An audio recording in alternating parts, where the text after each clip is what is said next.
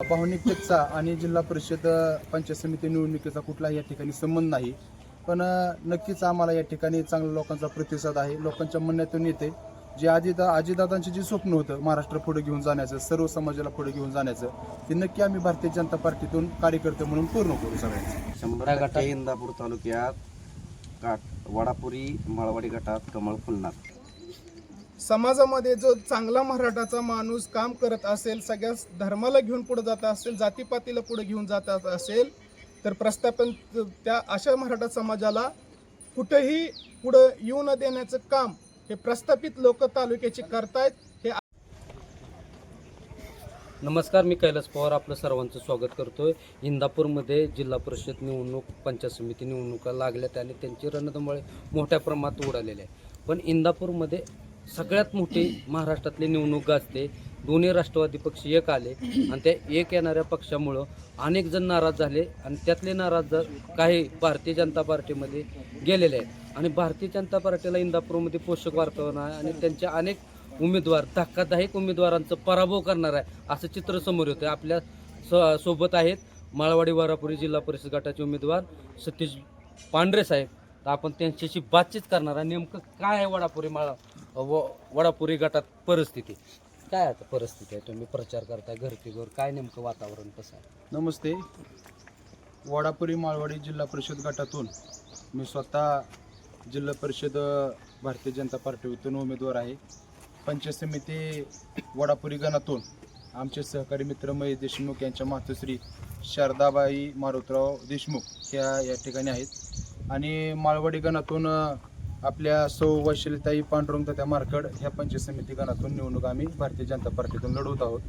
21 तारखेपासून फॉर्म भरल्यापासून आम्ही प्रचाराच्या निमित्ताने गावोगावी जात असून होम टू होम आमचा प्रचार चालू आहे. वैयक्तिक लोकांच्या गाठीभेटी चालू आहेत आणि अतिशय चांगला प्रतिसाद या गावागावातून लोकांमधून या ठिकाणी आम्हाला भेटत आहे.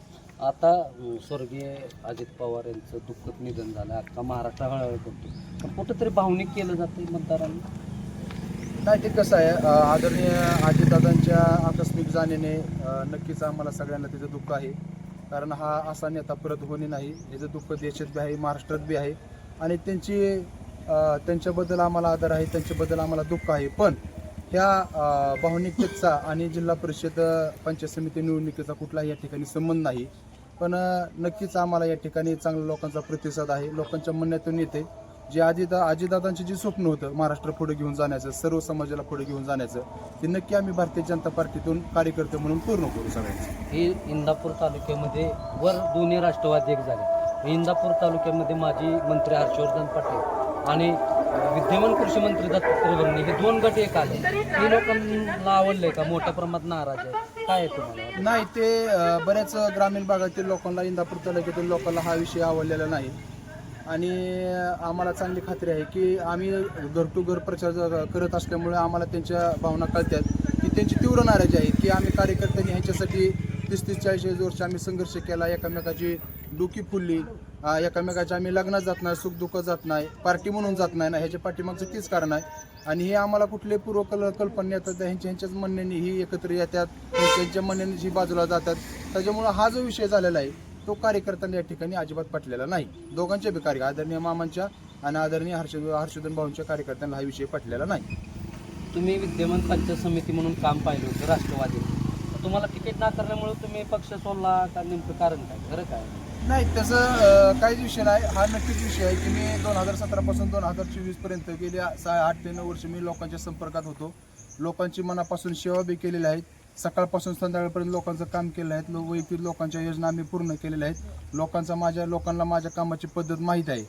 कदाचित काही त्यांना अडचणी असतील त्याच्यामुळे मला तिकीट भेटलं नसेल, तरी बी कार्यकर्त्याचा आग्रह होता. कार्यकर्त्यांनी मला कुठल्याही प्रकारचं या ठिकाणी थांबू दिलं नाही आणि मला भारतीय जनता पार्टीने माझ्या कामाची दखल घेऊन मला त्यातून आदरणीय जिल्ह्याचे लोकनेते प्रदीपदादा कराडकर, इंदापूर तालुक्याचे लोकनेते युवा नेते प्रवीण भाया माने आणि जिल्हा परिषदेचे माजी सदस्य अभिजित भाई तांबेल यांच्या मार्गदर्शनाखाली आम्ही या ठिकाणी प्रचार करत आहोत. तुमचं रेकॉर्डला नाव सतीश आहे, पण तुम्हाला गोटू किंवा आवडीनं गोट्या म्हणतात, नेमकं काय बातमी आहे? आता त्याचा विषय नाही. माझं नाव रेकॉर्ड जरी असलं तरी टोपण नाव गुटू ह्या भागामध्ये आम्हाला सगळेच मला ओळखतात. त्याच्यामुळे गुटू आणि गोट्या ह्या प्रेमात मला प्रेम वाटतं. ह्या कोणी जर सतीश म्हणलं तर मला थोडं वेगळं वाटतं, पण गुटू किंवा गोट्या म्हणलं तर मला त्यात आणखी प्रेम वाढतं माझ्या मी बाबतीत. प्रेक्षकाला सांगेल, आपण लहानपणी गोट्या खेळतो, गोट्या अशा गोट्या घ्यायचो आणि गलीत खेळायचो. आणि काय नवीन प्रकार त्यामध्ये एक हंटर असतो, मोठी गोटी असते. आणि ती मोठी गोटी जर बारक्या गोट्यावर पडली तर पुढची गोटी चिंधड्या होती किंवा फुटली जाते. म्हणून ही सतेज किंवा गोटू मोठ्या मोठ्या उमेदवाराच्या ह्या गटात चांगल्या प्रकारच्या गल्लीत गोट्या घालण्याचा प्रयत्न करेल, अशा ग्रामीण भाषेतली मन आहे. आणि तसं घडणार आपल्यासोबत पंचायत समितीचे दुसरे उमेदवार आहेत, देशमुख वडापुरे गावातून. नेमकं काय वातावरण? दरटुकर आमचा प्रचार चालू आहे. आम्हाला एक उत्तम प्रतिसाद लोकांमधून मिळत आहे आणि 7 तारखेला आम्हाला कमळाचं बटन दाबून लोक नक्कीच सहकार्य करतील, विजयी करतील. कमळ फुलला 100% इंदापूर तालुक्यात वडापुरी माळवाडी गटात कमळ फुलणार, विश्वासाने सांगतो. ठीक आहे. अजून एक प्रश्न राहिलेला आपण घेऊ. अनेक जण नाराज आहेत माळवाडे गटात. एक विद्यमान सदस्य होते अभिजित भैया तामिले आणि अनेक हर्षवर्धन पाटलाच्या गटातले असतील, बर्णे मामाच्या गटातले असतील. ते नाराजांची तुम्हाला साथ मिळणार? नक्कीच मिळणार. आता त्यांचं संक्षिप्त रूपामध्ये अभिजित भैया त्या विषयावर बोलतील आपल्याला, पण 100% लोकांच्या मनात राग आहे की अभिजित भैयांना लोकांच्या म्हणण्यातून येते की शब्द दिलता, त्यांना कामाला लावलं होतं. अभिजित भाईंनी 1-2 महिन्यामध्ये पहिल्यापासून तर अभिजित भाईंचा संपर्क होता, पण हाऊस टू हाऊस दौरा सुद्धा अभिजित भाईंनी केल्यामुळे शेवटच्या टाईमला त्यांच्या बाबतीत धोका झालेला आहे. त्याच्या बाबतीत भैया स्वतः सगळं विषय बोलतील. आपल्यासोबत माजी जिल्हा परिषद सदस्य अभिजित भैया तामिले आहेत. त्यांनी मागच्या 2-4 दिवसातच पत्रकार परिषद आपल्यावर कसा अन्याय झाला आणि कशा प्रकारे अन्याय झाला हे भावनिक होऊन सांगितलं. आणि त्यामध्ये त्या पत्रकार परिषदेनंतर अनेकाची गणितं ह्या माळवाडी वडापुरी गटात बिघडलेले आहेत असं चित्र समोर येतात. तेच माजी जिल्हा परिषद अभिजित भैया तामिले आपल्यासोबत आहे. नेमकं भैया कसं आहे, आता तुम्ही प्रवेश केला भाजपमध्ये, कसं वाटतंय वातावरण तुम्हाला? आता नक्कीच मला भारतीय जनता पार्टीने माझ्यासारख्या तळमळीच्या कार्यकर्त्याला एक मानाचं आणि सन्मानाचं स्थान दिलं, त्याबद्दल मी महाराष्ट्राचे मुख्यमंत्री देवेंद्र फडणवीस साहेब आणि आमचे जिल्ह्याचे नेते राहुलदादा कुल, तसेच आमचे गुरुवर्य प्रदीपदादा गारटकर आणि माझे युवा सहकारी जे जिल्हा परिषदचे माजी सभापती प्रवीण भैया माने, मी मनापासून त्यांचं आज मी ऋण व्यक्त करतो, आभार व्यक्त करतो. आज ह्या पार्टीमध्ये आल्यानंतर एक नवीन कामाची दिशाची सुरुवात झाली असं माझ्यासारख्या कार्यकर्त्याला वाटतंय. पण निश्चितच जो मला आदरणीय दादांचे संस्कार, अजितदादांचे संस्कार आहेत, त्या संस्कारांनी जर मी इथे काम केलं तर ह्याचा फायदा भारतीय जनता पार्टीच्या माध्यमातून गोरगरीब सामान्य माणसांची कामं करण्यासाठी होईल असं माझ्यासारख्या कार्यकर्त्याला ठाम विश्वास आहे. आणि निश्चितच ह्या विश्वासाची पात्रता आज जनतेला माहिती आहे. आणि जो काय मागच्या काही दिवसांपूर्वी माझ्यावरती अन्याय झाला, त्या पद्धतीने जी आपण पत्रकार परिषद घेतली तिथं मी ह्या व्यथा मांडल्या आणि ते अख्ख्या तालुक्याला उभ्या सर्व जनतेला माहिती आहे. आणि निश्चितच मला आज इथे आल्यानंतर एक मानसिक समाधान झाल्यासारखं वाटतंय की माझ्यासारख्या लहान कार्यकर्त्याला इथं चांगल्या पद्धतीने न्याय मिळेल. जे कष्ट मी राष्ट्रवादी काँग्रेस पक्षासाठी, आदरणीय दादांसाठी करत असताना, त्यांच्या आशीर्वादाने पुढे येत असताना, स्थानिक पातळीवरती प्रस्थापितांच्या माध्यमातून माझ्यासारख्या कार्यकर्त्यावरती जो अन्याय झाला, त्या अन्यायाला कुठेतरी वाचा फोडण्यासाठी माझ्यासारख्या कार्यकर्त्याला, प्रामाणिक कार्यकर्त्याला ही कुठेतरी एक मनापासून आम्हाला जी मानसिकता आमच्या नसताना सुद्धा, कुटुंब सोडायची मानसिकता, 3 पिढ्याचं कुटुंब सोडायची नसताना सुद्धा आज हे कुठेतरी निर्णय घेण्याची वेळ आली आणि एक समाजापुढं काम करण्याची नवी दिशाची सुरुवात करण्यासाठी मी आज ह्या भारतीय जनता पार्टीमध्ये आलेलो आहे. तुम्ही घेतलेला निर्णय आणि तुमच्यावर झालेला अन्याय हे लोकांना आवडला नाही असं मतदारसंघात आता या माळवाडी वडापुरीत बोललं जातं. ह्याचा परिणाम ह्या मतदारावर होईल? आता शेवटी ही जनता आहे, जनता ही राजा आहे आणि मतदार ही पण राजा आहे. मतदार हा राजा समजला जातो. आज तेच ठरवणार आहेत की नक्की सत्य काय, असत्य काय. आज इंदापूर तालुक्यावरती जी काय आज राजकीय आणि सामाजिक दशा निर्माण झालेली आहे, जी आज बिलकुल कुठल्याही सामान्य कुटुंबातील वर्गाला हे आवडलेले नाही.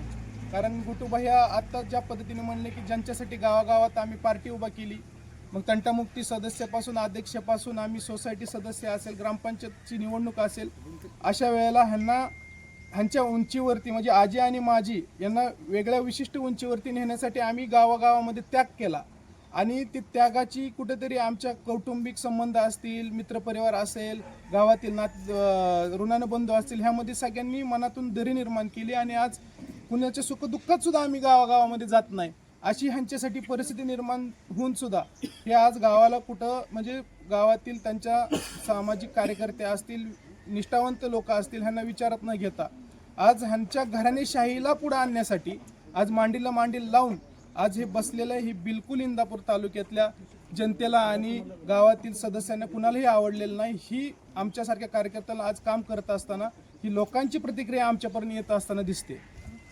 सतीश पांढरे आणि तिकडं काटे लाकीवाडीमध्ये विलासबापू वाघमोडे ह्या 2 उमेदवाऱ्या भाजपच्या जाहीर झाल्यानंतर गेम चेंजर ठरल्या होत्या. नेमकं तेच वातावरण आता सध्या जाणवतंय तुम्हाला प्रचार करताना? गेम चेंजर म्हणजे महत्त्वाचा विषय असा की विलासबापू वाघमोडे आज त्यांचं वय वर्ष 66 आहे आणि बापूंचं एक उदाहरण सांगतो. मी 10 वर्षापूर्वी बापूंना त्यावेळी जिल्हा परिषद सदस्य मागच्या वेळेस नव्हतो आणि माझी नुकतीच राजकीय सुरुवात होती आणि बापूंचं मत आलं होतं. मी बापू आणि आम्ही खुरुची गावामध्ये एका ठिकाणी आम्ही एका जागरण गोंधळाच्या कार्यक्रमासाठी बसलो होतो आणि जेवण करत होतो आणि जेवण झाल्यानंतर नुकतंच 5 मिनटं बसल्यानंतर बापूंना मी सहज प्रश्न केला की बापू, तुम्ही एवढं चांगल्या पद्धतीने निष्ठेचं फळ आहे, तुम्ही एवढं चांगलं काम करताय, भविष्यात जर अशी काय वेगळी वेळ आली तर तुमचं मत काय असेल? तर बापू म्हणले की मी स्वतःहून तरी मी हर्षवर्धन पाटील साहेबांच्या परिवाराला सोडणार नाही. शंकर भाऊंनी माझ्यासारख्या एवढ्या छोट्या कार्यकर्त्याला मोठी चांगली संधी दिली आणि मी निष्ठेने काम करेल आणि निश्चितच ज्या वेळेस मी स्वतःहून जर मला जर असं काही वेळ आली की बाबा पक्ष सोडण्याची तर मी ह्या जगात जगून न जगल्यासारखं होईल अशी माझी परिस्थिती होईल. आणि ज्या वेळेस हर्षवर्धन पाटील साहेबांनी बापूंना हे 40 वर्षाची निष्ठेचा माणूस बाजूला सोडून ज्यावेळेस हे प्रस्थापितांच्या मांडीला मांडी लावून स्वतःच्या म्हणजे घराणेशाहीसाठी पुढं येण्यासाठी हे ज्यावेळेस जे होत्याचं नव्हतं झालं त्यावेळेस बापूसारख्या एवढ्या मोठ्या ज्येष्ठ आमच्यासारख्या गुरुवर्य कार्यकर्त्याला सुद्धा त्यांच्या आज कुठेतरी खूप त्रास झाला आणि त्यांना अक्षरशः हर्षवर्धन पाटील साहेब सोडतात असं ह्यावेळेस विषय झाल्यानंतर त्यांना हार्ट अटॅक आल्यासारखं झालं आणि इनामदार डॉक्टरमध्ये हॉस्पिटलमध्ये त्यांना ॲडमिट केलं होतं. ही सगळी जनता उभ्याने सांगते आणि सगळ्या जनतेने हे बघितलेलं आहे. म्हणजे अशा निष्ठेच्या माणसांना जर स्वतःच्या स्वार्थाचे पोळी भाजण्यासाठी जर सोडत असतील तर आज निश्चितच इंदापूर तालुक्यातील जनतेने आज ही कुठेतरी विचार करण्याची गरज आहे आणि सत्य असत्य परिस्थिती पाहणं गरजेचं आहे. आज ही कुठेतरी वेळ आलेली आहे. आणि दुसरा मुद्दा जर इकडच्या भागातला वडापुरी माळवाडी गटातला आला तर माझ्यासारखा सुद्धा कार्यकर्ता ज्यावेळेस मी काम करत होतो, ज्यावेळेस तुम्ही टर्निंग पॉईंट म्हणता ना, तो विषयाचा महत्त्वाचा मुद्दा आहे की काम करत असताना आम्ही प्रामाणिक काम केलं, प्रत्येक गोष्टीला आम्ही आज्ञाधारक राहिलो आणि सुरुवात ज्यावेळेस ह्या बिगुल वाजत असताना जिल्हा परिषदेचं त्यावेळेस आम्ही विचारणा केली जर तुम्हाला काय अडचण असेल आमच्या नेतृत्वाला, आमच्या नेत्यांना, तालुक्यातील जे आम्ही त्यांचं नेतृत्व स्वीकारलं होतं त्यांना आम्ही विचारलं होतं प्रामाणिकपणे जर तुम्हाला खरंच काय अडचण असेल तर आम्ही थांबतो, तुम्ही सांगाल त्या व्यक्तीचं काम करतो. आज आम्ही सतीश भाऊ पांढरेसाठी उभं राहिलोच ना, तिथं आम्ही काय स्वार्थ पाहिला? शेवटच्या क्षणापर्यंत भारतीय जनता पार्टी सन्मानाने आम्हाला म्हणत होती की तुम्ही इकडे आम्ही तुम्हाला एबी फॉर्म देतो, पण नाही, शेवटी आमचं आदरणीय दादांवरती आम्ही दैवत मानत होतो, आम्ही त्यांना देव मानलं, पण शेवटच्या क्षणापर्यंत आम्हाला कुठंच म्हणजे थारा लागत नाही आणि दादांनीच आम्हाला ज्यावेळेस खरी परिस्थिती समोर उभा केली, ज्यावेळेस आम्हाला फोनवरती रेकॉर्डिंग नाही फोनच लावून ज्यावेळेस आमचा फोन आम्हाला ऐकवला, ज्यावेळेस आम्ही हे कानाने आमच्या नेतृत्वाचं ऐकतोय की बाबा ह्यांना तिकीटच नाही द्यायचं आणि ह्यांना द्यायचं, पण दादांचा शब्द आहे शेवटचा, अरे ह्यांचं काम चांगलं आहे, उचला उमेदवार कशाला देताय तिथे, हे दादांनी सुद्धा जाता जाता आम्हाला मनातून दरी सुद्धा दाखवली नाही. ही आमच्या आयुष्यभर मनात राहणारी गोष्ट आहे. आम्ही ज्यावेळेस श्वास सोडेल त्याच वेळेस आमच्या कानातले शब्द दादांबाबतीच्या आदराची निघून जातील अशी आमची परिस्थिती आहे. दैवतांनी सुद्धा आम्हाला ज्यावेळेस आमच्या कामाची पावती दिली ते पण तालुक्यातले कुटुंब प्रमुखांना ह्या गोष्टी समजल्या नाहीत. मग कुठेतरी आज अन्याय होतोय आमच्यावरती आणि जर दादांना जर ह्यांनी सांगून जरी दादांना जर मर्यादा येत असतील तर आम्हाला बी ही कुठेतरी उचलण्याचं पाऊल आलं कारण आम्ही जनतेत काम करतोय, आम्हाला समाजासाठी काम करायचंय आणि त्यासाठी आम्हाला हा निर्णय घ्यावा लागला आणि भारतीय जनता पार्टीमध्ये आम्ही आनंदाने आलो. आणि निश्चितच जनतेला ज्यावेळेस अन्याय झाले असं समजत असेल तर निश्चितच बाबा काम करणारे माणसं जर जनतेला हवे असतील तर भारतीय जनता पार्टीचे उमेदवार जी सतीश गुटू पांढरे आहेत, जिल्हा परिषदेला खाली देशमुखताई वडापुरी गणात आहेत आणि मार्कडताई माळवाडी गणात आहेत, त्यांना निश्चितच कमळापुढील बटन दाबून चांगल्या मताने निवडूनच देतील असा आम्हाला ठाम विश्वास आहे. शेवटचा प्रश्न एक घेतोय. कुठंतरी आता निवडणुकीमध्ये जातीय रंग दिला जातोय, ओबीसी मराठा असं काय, तर मोठा भाऊ म्हणून मराठा समाजाला आपण काय आव्हान करता तुम्ही? मी 2017 पासूनच सगळे माझे मित्र ते आमचे सगळे मराठा समाजाचे आहेत आणि मी कुठलाही जातपात गडधर्म न बघणारा कार्यकर्ता आहे. त्याच्यामुळे लोकांना किती जरी ओबीसी मराठा जरी तुम्ही हे केलं तरी त्याला बळी पडणारे कुठलेही आमचे मित्र परिवार किंवा कुठलाही कार्यकर्ता राहणार नाही. म्हणजे तुम्हाला पक्की खात्री आहे की इंदापुरातलं नक्की. पहिलं कमळ माळवाडी वरापुडी गटातून फुलणार? सगळ्यांच्या आशीर्वादाने सगळ्यांच्या सहकार्य नक्की फळ. मी पण एक मिनटं, मी माफ करा, मी मध्ये घेतो तुमचा. मी हात जोडून सगळ्या मराठा समाज बांधवांना नम्रतेने विनंती करतो की आज समाजामध्ये जो चांगला मराठाचा माणूस काम करत असेल, सगळ्या धर्माला घेऊन पुढे जात असेल, जातीपातीला पुढे घेऊन जात असेल तर प्रस्थापन त्या अशा मराठा समाजाला कुठेही पुढं येऊ न देण्याचं काम हे प्रस्थापित लोक तालुक्याचे करतायत, हे आपण सगळ्यांनी समजून घेणं गरजेचं आहे. आणि त्याचप्रमाणे कुठेतरी एका चांगल्या मराठा समाजाच्या काम करणाऱ्या सामाजिक कार्यकर्त्यांवरती अन्याय होत असताना आपण सुज्ञ मतदाराने मनापासून हा विचार करणं गरजेचं आहे की नक्की चांगला मराठा समाजातली माणसं कोण आहेत आणि कोण नाहीत आणि त्यांनी कुणाच्या बाजूने उभा राहायला पाहिजे आणि कुणासाठी उभा राहायला पाहिजे, अशा पद्धतीचं मी नम्रतेने आवाहन करतो.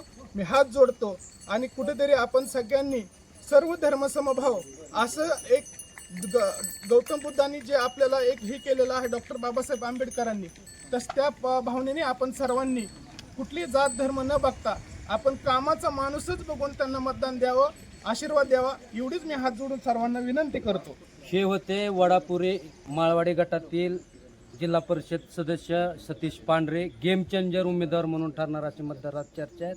कैलास पवार, इंदापूर.